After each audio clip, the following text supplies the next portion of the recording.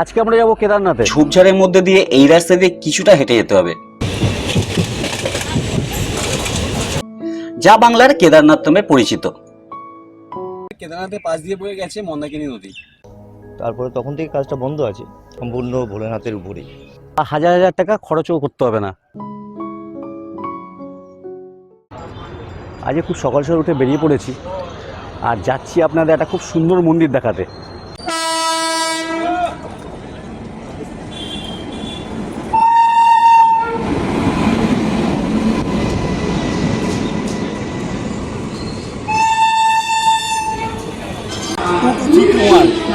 হাওড়া শিলিগুড়ি হুল এক্সপ্রেস, এটা হাওড়া থেকে টাইমিং হচ্ছে সকাল ঠিক 6:45। আমরা এখন ঢুকছি ব্যান্ডেল থেকে। ব্যান্ডেলের টাইম হচ্ছে ঠিক সকাল 7:30। আর আমাদের কম্পার্টমেন্টটা পড়েছে D1।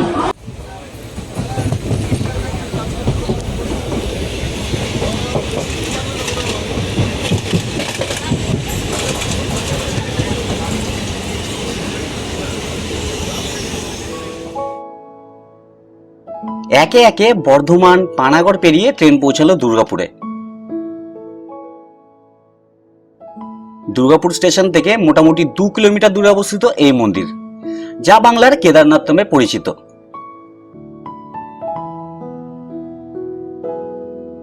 অটো থেকে নামার পর ঝোপঝাড়ের মধ্যে দিয়ে এই রাস্তা দিয়ে কিছুটা হেঁটে যেতে হবে, বেশ একটা ট্রেকিং এর মতো অনুভূতি হবে।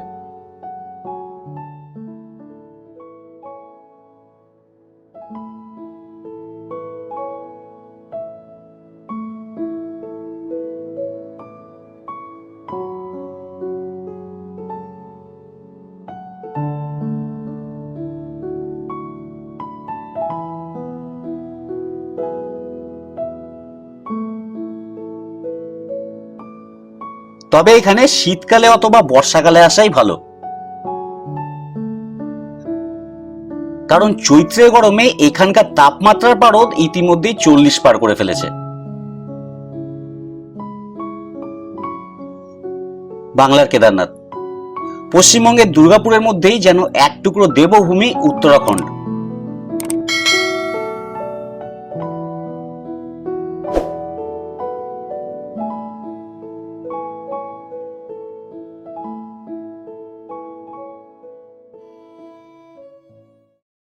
এটা মন্দিরটা সকালবেলা আপনার 8টা সাড়ে 8টার মধ্যে সকালবেলায় পুজো হয়ে যায়, নিত্য পুজো যেটা হয়। আর সন্ধ্যেবেলা 7টার সময় আরতি হয়, সন্ধ্যে 7টাতে। আর এবারে গ্রীষ্মকাল শীতকাল অনুযায়ী টাইমটা একটু চেঞ্জ হয়, এমনি বরাবর 7টার সময় এটা করা হয় সন্ধ্যা আরতিটা। আর বাইরে থেকে এই ভক্তরা এসে এখানে পুজো দেয়। হ্যাঁ হ্যাঁ, বাইরে থেকে আসে সবাই, অনেকে আছেন। মাঝে হয়েছিল কলকাতা থেকে আসছিলেন, ওনাদেরকে ফোন করে আসছিলেন, তখন এসে এখানে ভোগ টোগ খাচ্ছিলেন, খেয়ে সারাদিন থেকে তারপরে যাচ্ছিলেন, এরকম ব্যবস্থা হয়েছিল মাঝে। ভোগও দেওয়া হয়। ভোগ বলতে এমনি প্রসাদ, আমরা রান্না করতাম, ওনারা খেত। ওনারা আগে থেকে ফোন করে জানান যে আমরা আসছি এই কজন আর কি, এরকম হচ্ছিল। যারা বাইরের থেকে আসছে তাদের জন্য ব্যবস্থা করা হয়েছিল।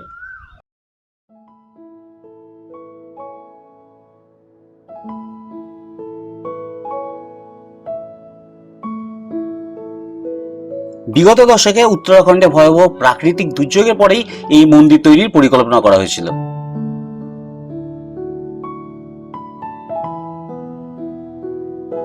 হ্যাঁ, তুষারাবৃত হিমালয় হয়তো এখানে নেই, তবে কেদারনাথের মতোই এখানকার পরিবেশ শান্ত এবং মনোরম। আসুন এই মন্দির সম্পর্কে কিছু কথা জেনে নেওয়া যাক মন্দিরের সেবায়িতের কাছ থেকে।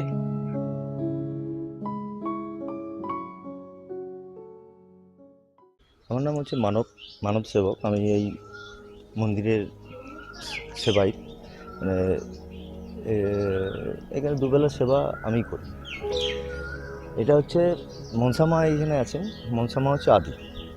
এখানে 3টি গাছ একসঙ্গে আছে, বট, বেল আর অসত্য, এক গাছে এক গোড়াতে। তো এটাও পূজাপাঠ চলছে, মায়ের পূজাপাঠ চলছে 50 বছরের উপরে। এই মায়ের পূজাপাঠ এখানে চলছিল, তখন খুব ছোট মন্দির একটা ছিল, কিন্তু তারপরে 2013 থেকে এটা মন্দিরটা শুরু হয়েছে। মোটামুটি ওই কেদারনাথের যে প্রলয় হয়েছিল, সেই প্রলয়ের পরে এই স্কেচটা করা হয়েছিল, যে যিনি একজন কনসেপ্ট করেছেন উনি স্কেচটা করলেন যে কেদারনাথ আদরেই হোক। তো সেই কেদারনাথ আদরেই একটু মন্দিরটা হয়েছে, এবং ইউটিউবারের মাধ্যমে এটা বেঙ্গল কেদার বলে প্রচার হয়েছে, তার জন্য বহু মানুষজন আসছে, জানতে পারছে, বুঝতে পারছে। এবং এর কাজ এখন অর্ধেকটা হয়ে অর্ধেকটা পড়ে আছে এই কারণে করোনার সময় থেকে কাজ বন্ধ হয়ে গেছিল। টানা 2 বছর তো করোনার প্রকোপে কাজকর্ম কিছু হয়নি। রাজস্থানের মিস্ত্রিরা কাজ করছিল, তো ওদেরকে চলে যেতে হলো নিজেদের বাড়িতে। তারপরে তখন থেকে কাজটা বন্ধ আছে। এখন এটা পাথরের কাজটা শুরু হয়েছিল, সমস্ত কিছু পাথর কেটে ডিজাইন করে মাপজোপ করে আছে, পুরো পাথর দিয়ে ঢাকা হবে। তো সেই মোমেন্টে বন্ধ হয়ে গেছে করোনার প্রকোপ। তো এটা সংস্থাটার নাম হয়েছে হর হর মহাদেব সেবা শিবির। এখান থেকে অনেক জায়গায় ভান্ডারাও হয়েছে, কামাখ্যায় যেমন বাবাধাম, জয়দেব ধাম, এগুলোতে আমাদের ভান্ডারা হতো। করোনার আগে পর্যন্ত ভান্ডারা হয়েছে। তো এখন এই কাজ বন্ধ আছে, এবং এই কাজটা সম্পূর্ণ হওয়ার তো খুব সম্পূর্ণ যাতে হয়ে যায় তার জন্য তো আমরা খুব চেষ্টা চালিয়ে যাচ্ছি।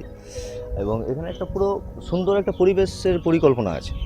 ওদিকে ভান্ডারা ঘর, ওদিকে সব আমাদের রুম, পরপর ওদিকে রুমের ব্যবস্থা করা আছে, যে রুমগুলো বাইরের থেকে এসে কেউ রেস্ট নিতে পারবে এবং থাকতেও পারবে, সেরকম ব্যবস্থা করা আছে। পুরো একটা আশ্রম সমেত এটা মন্দিরটা পরিকল্পনা করা আছে। আগামী দিন এটাও ইচ্ছা আছে যে এখানে একটা সুন্দর পরিবেশ তৈরি হোক, যে পরিবেশে মানুষজন এসে, ভক্তরা এসে, দর্শনার্থী এসে খুব মনে শান্তি পাবে, সেরকম একটা শান্তির পরিবেশ তৈরি করার পরিকল্পনা আছে। তো বর্তমান তো এতদূর যা হয়েছে ভোলেনাথের ইচ্ছাতে, এবং ভোলেনাথের এখন এই যে কাজটা বন্ধ হয়ে গেছে, এবার কবে সম্পূর্ণ হবে এটা সম্পূর্ণ ভোলেনাথের উপরেই।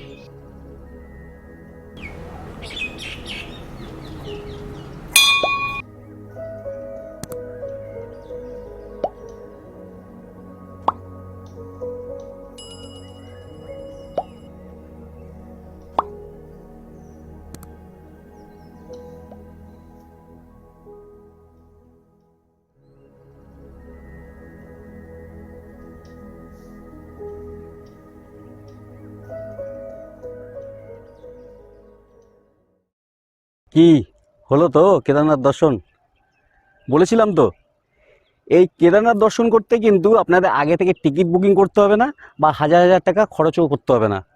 আপনারা দিনের দিন এসে এখানে পুজো দিয়ে আবার দিনে দিনই বাড়ি ফিরে যেতে পারেন। আর সুন্দর মনোরম পরিবেশ, শান্ত পরিবেশ, তাই ছুটিতে একদিন চলে আসুন বাংলার এই কেদারনাথ দর্শন করতে।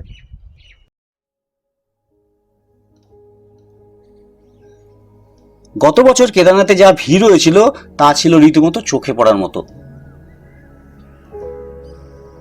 তবে সেই ভিড় এড়াতে চাইলে আপনারা কিন্তু একদিনের ছুটিতে চলে আসতেই পারেন বাংলার এই নবনির্মিত কেদারনাথে। ভালো লাগবে।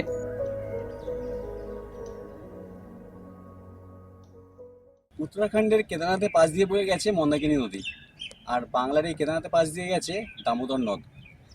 তো চৈত্রী ভয়ঙ্কর গরমে দামোদর নদের জল কতটা আছে সেটাও একটা ভাববার বিষয়। চলুন একবার গিয়েই দেখা যাক।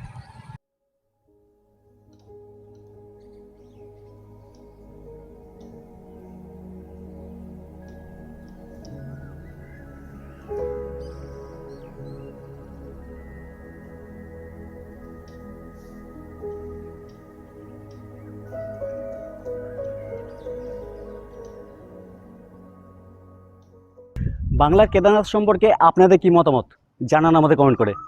আর এই ধরনের আরও নতুন ভিডিও পেতে হলে আজই আমাদের চ্যানেলটিকে সাবস্ক্রাইব করুন, আর পাশে থাকা বেল বাটনে ক্লিক করে অল করে দিন। দেখা হচ্ছে আবার আগামী সপ্তাহে নতুন কোনো মন্দিরে পুরনো ইতিহাসের সন্ধানে।